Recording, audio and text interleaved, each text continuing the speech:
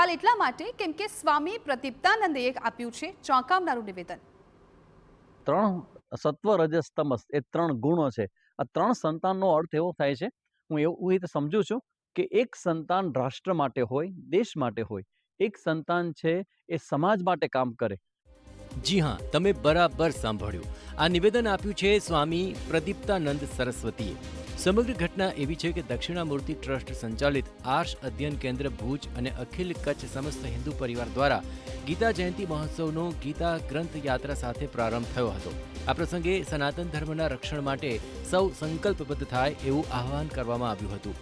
આ કાર્યક્રમમાં સંબોધન કરતા સ્વામી પ્રદીપ્તાનંદ સરસ્વતીએ હિન્દુ પરિવારમાં ત્રણ સંતાનનો સંકલ્પ લે એના જ લગ્ન કરાવવાનું આહવાન કર્યું।